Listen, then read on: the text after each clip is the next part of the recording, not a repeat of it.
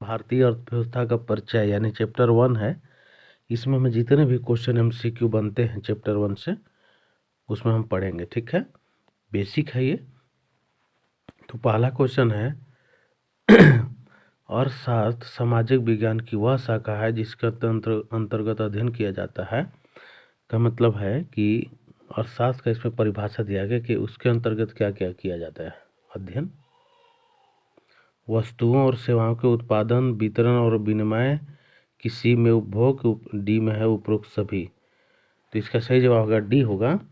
और शास्त्र उसे बोलेंगे जिसमें वस्तुओं और सेवाओं के उत्पादन का अध्ययन किया जाता है, वितरण और विनिमय का अध्ययन किया जाता है, उपभोग का यानी सभी चीज का जो है अध्ययन किया जाता है उसे अर्थशास्त्र कहते हैं। अर्थशास्त्र धन का विज्ञान है, यह कथन किसने कहा था?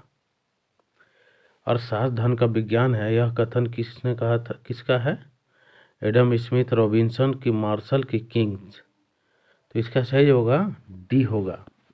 किंग्स ने कहा था अर्थशास्त्र जो है धन का विज्ञान है। ध्यान रखिएगा, क्वेश्चन पूछ देगा अर्थशास्त्र धन का विज्ञान है, किसने कहा था? तो किंग्स। तीसरा क्वेश्चन, अर्थशास्त्र का जनक किसे माना जाता है? फादर ऑफ इकोनॉमी किसे कहा जाता है? लियोनेल रॉबिन्सन की, अल्फ्रेड मार्शल के, एडम स्मिथ के, पॉल सैमुएल्सन। तो इसका सही जवाब होगा सी होगा। एडम स्मिथ के जो है अर्थशास्त्र का जनक कहा जाता है। ध्यान रखिएगा। चौथा क्वेश्चन, एडम स्मिथ की प्रसिद्ध पुस्तक का नाम क्या है? Principle of economics, Das Kapital, the wealth of nation के, जनरल थ्योरी। तो एडम स्मिथ की अगर प्रसिद्ध पुस्तक का इसमें अगर क्वेश्चन में दिया है तो इसका सही जवाब होगा सी होगा। द वेल्थ ऑफ नेशन जो है एडम स्मिथ की प्रसिद्ध पुस्तक का नाम है। पांचवा क्वेश्चन, किस पुस्तक ने अर्थशास्त्र को एक अलग शाखा के रूप में मान्यता प्राप्त हुई है? किस पुस्तक से अर्थशास्त्र को एक अलग विषय के रूप में मान्यता प्राप्त हुई है? Das Kapital, the wealth of nation, principle of economics, इनमें से कोई नहीं। इसका सही जवाब होगा बी होगा, the wealth of nation. The wealth of nation पुस्तक से जो है अर्थशास्त्र को एक अलग विषय के रूप में मान्यता दी गई है, ठीक है। तो ध्यान रखिएगा। छठा क्वेश्चन है, अर्थशास्त्र एक विज्ञान है जो मानव व्यवहार तथा उसकी आवश्यकताओं, इच्छाओं एवं उपलब्ध संसाधनों के वैकल्पिक प्रयोग के बीच संबंधों का अध्ययन करता है। यह परिभाषा किसने दी?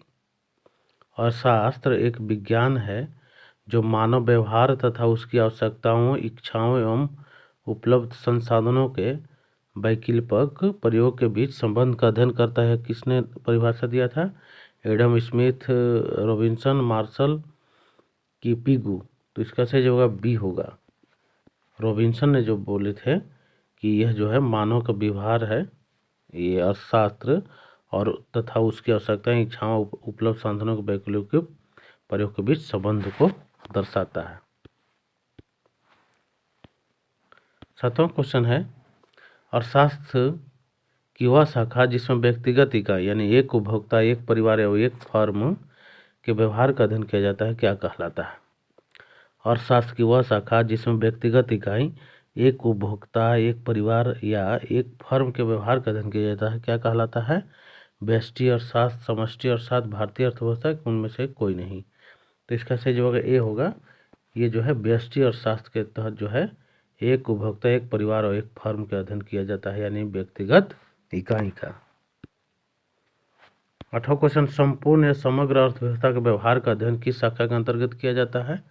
संपूर्ण या समग्र अर्थव्यवस्था के व्यवहार का अध्ययन किस शाखा के अंतर्गत किया जाता है? ऑप्शन में है व्यष्टि की, समष्टि की, क्षेत्रीय की, उपरोक्त सभी। तो इसका सही जवाब बी होगा, समष्टि अर्थशास्त्र के तहत किया जाता है संपूर्ण और समग्र अर्थव्यवस्था का व्यवहार का अध्ययन। 9वां क्वेश्चन है, राष्ट्रीय और अंतर्राष्ट्रीय मदों को अर्थशास्त्र की किस शाखा में शामिल किया जाता है? राष्ट्रीय और अंतर्राष्ट्रीय मदों को जो है अर्थशास्त्र की किस शाखा में शामिल किया जाता है? व्यष्टि अर्थशास्त्र, समष्टि अर्थशास्त्र के, दोनों की, इनमें से कोई नहीं। तो इसका सही होगा बी होगा, समष्टि अर्थशास्त्र में जो है राष्ट्रीय और अंतर्राष्ट्रीय मदों को शामिल किया जाता है। 10वां क्वेश्चन, अर्थव्यवस्था को अर्थशास्त्र का कौन सा पक्ष माना जाता है?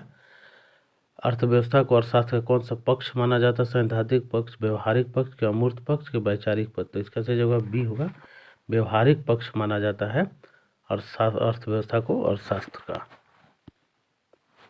11वां क्वेश्चन है, किस देश या क्षेत्र विशेष में होने वाले किसी देश या क्षेत्र विशेष में होने वाले आर्थिक क्रियाओं की प्रकृति एवं प्रगति के स्तर को कौन दर्शाती है? किसी देश या क्षेत्र विशेष में किसी देश या क्षेत्र विशेष में होने वाले आर्थिक क्रियाओं की प्रकृति एवं प्रगति के स्तर को कौन दर्शाती है? अर्थशास्त्र, राजनीतिक, अर्थव्यवस्था के भूगोल। तो इसका सही जवाब होगा सी होगा, अर्थव्यवस्था जो है दर्शाती है, याद रखिएगा। 12वां क्वेश्चन है, जब हम किसी देश को उसकी समस्त आर्थिक क्रियाओं के संदर्भ में परिभाषित करते हैं तो उसे क्या कहते हैं? जब हम किसी देश को उसकी समस्त आर्थिक क्रियाओं के संदर्भ में परिभाषित करते हैं तो उसे क्या कहते हैं? आर्थिक सिद्धांत, आर्थिक नियोजन, अर्थव्यवस्था के सामाजिक विज्ञान। तो इसका सही जवाब सी होगा, अर्थव्यवस्था कहते हैं, याद रखिएगा। 13वां क्वेश्चन, अर्थव्यवस्था के मुख्य रूप से कितने क्षेत्रक हैं? 2, 3, 4, 5। तो इसका सही जवाब होगा बी होगा, 3 क्षेत्रक है, प्राथमिक, द्वितीयक और तृतीयक क्षेत्रक। ठीक है। 14वां क्वेश्चन है, प्राथमिक क्षेत्र के अंतर्गत कौन कौन सी गतिविधियां शामिल है? यानी प्राइमरी सेक्टर के बीच जो है कौन कौन से जो है गतिविधियां शामिल होती है, क्या क्या उसमें आता है? विनिर्माण, सेवाएं, परिवहन के प्राकृतिक संसाधनों का दोहन। तो इसका सही जवाब होगा इसका डी होगा, प्राकृतिक संसाधनों का दोहन जो है प्राथमिक क्षेत्र के अंतर्गत आता है, ध्यान रखिएगा। निम्न में से कौन प्राथमिक क्षेत्र का उदाहरण है? यानी प्राथमिक क्षेत्र के उदाहरण के बारे में पूछा है कि प्राथमिक क्षेत्र के अंतर्गत, प्राइमरी सेक्टर के अंतर्गत क्या क्या आ सकता है? कपड़ा उद्योग, बैंकिंग, मत्स्य पालन, बीमा।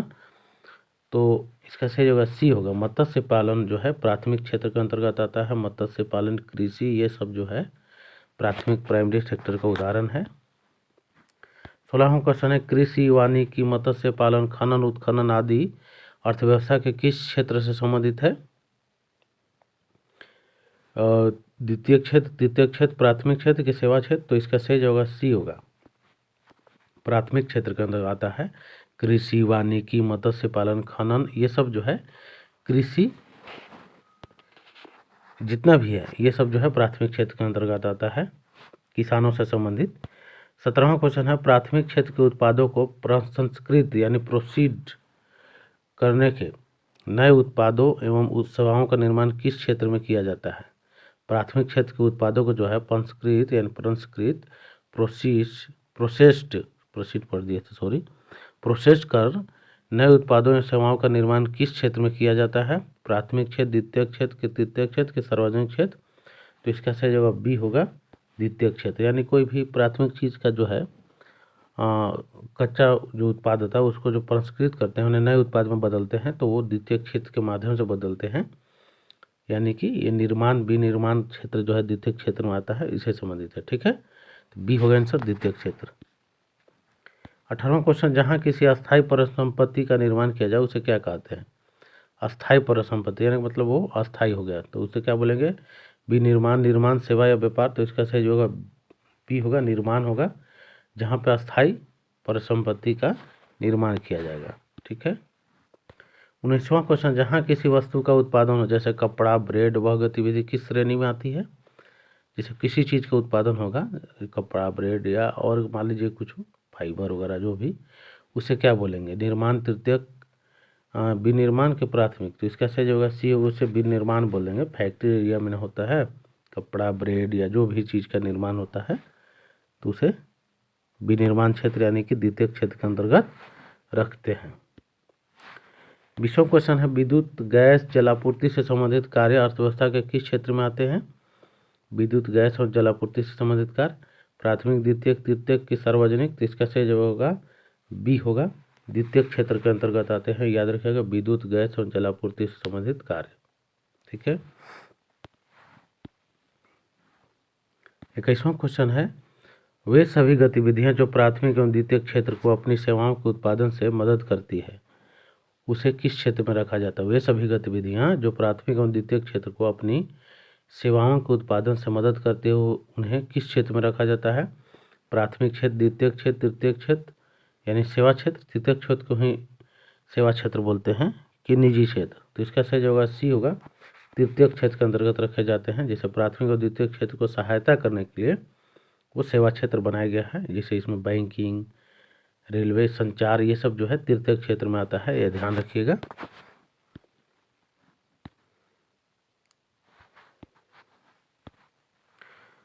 22वां क्वेश्चन है, परिवहन, बैंकिंग, संचार जैसी सेवाएं अर्थव्यवस्था के किस क्षेत्र का हिस्सा है?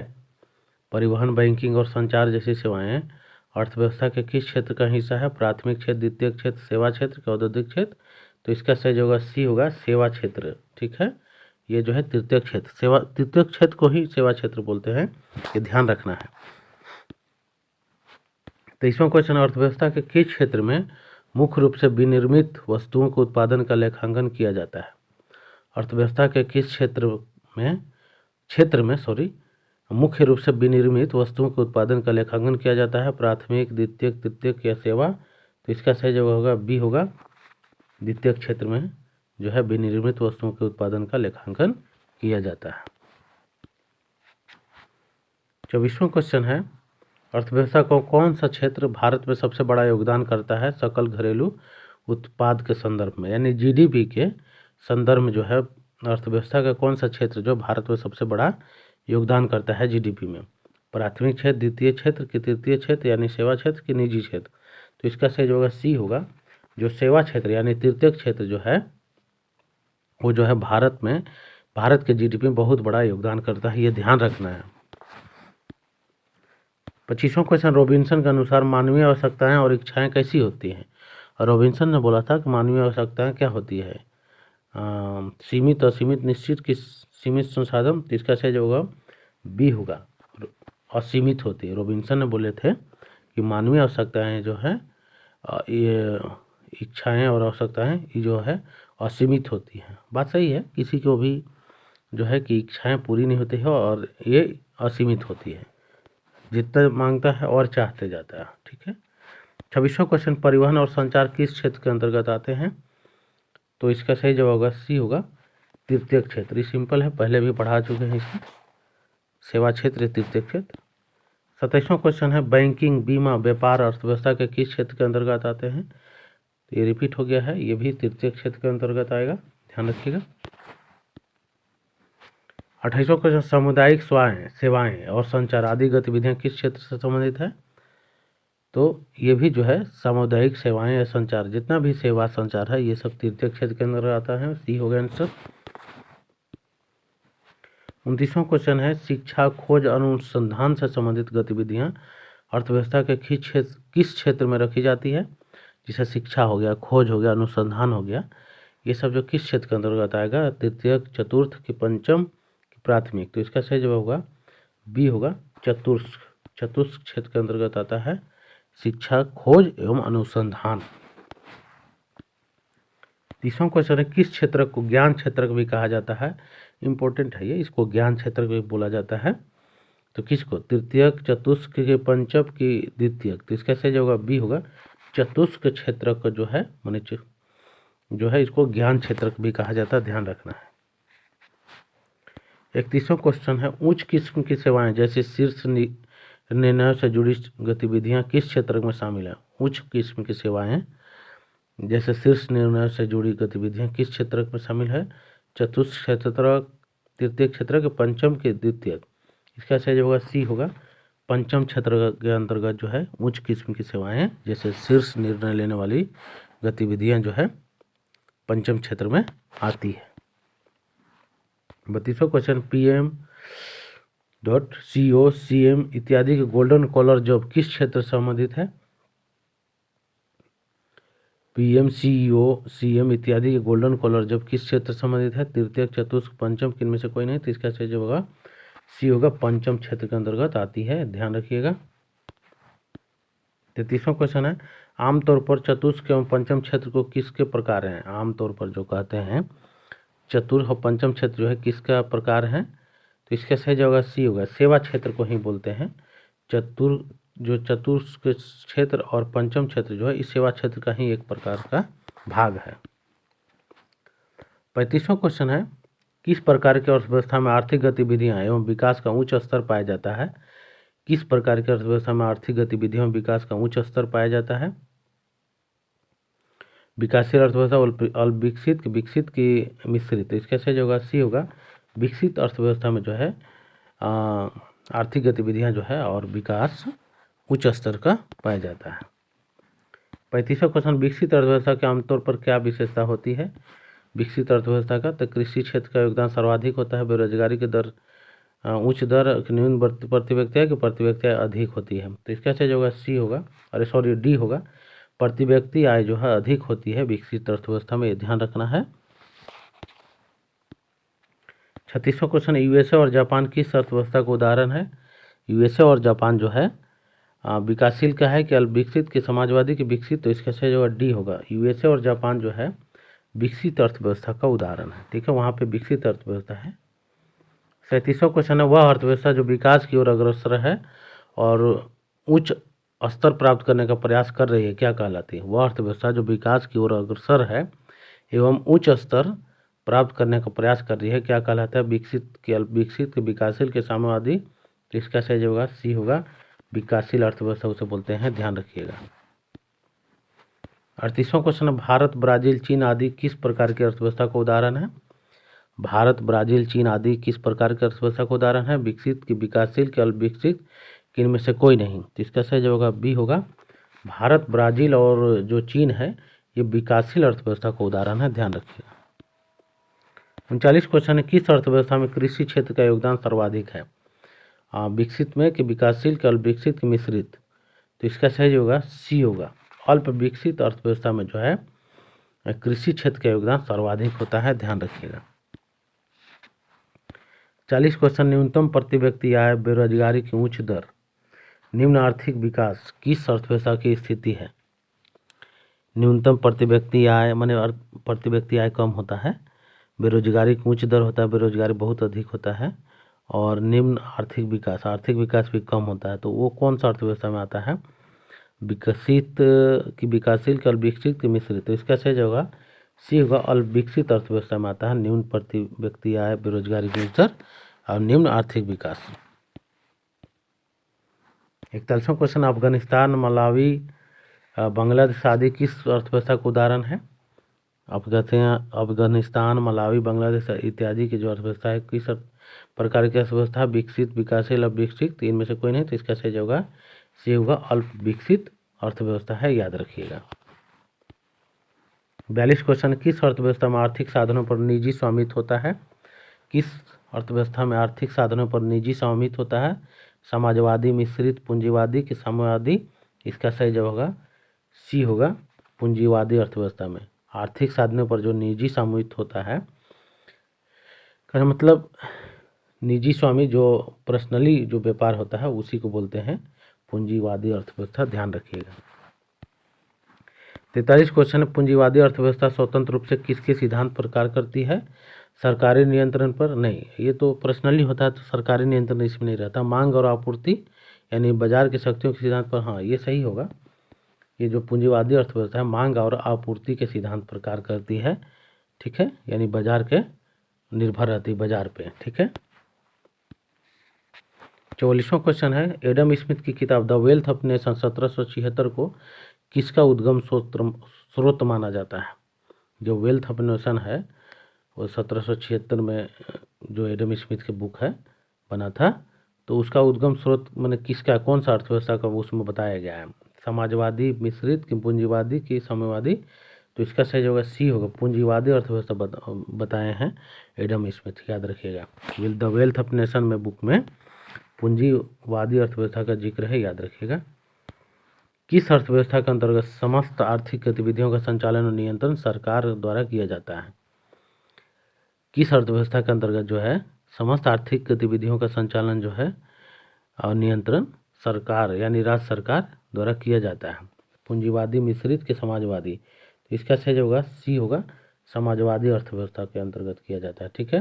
तो आज यहीं तक। यदि वीडियो अच्छा लगे तो जरूर लाइक सब्सक्राइब कीजिए। धन्यवाद। पार्ट 2 लेकर जल्द ही आएंगे।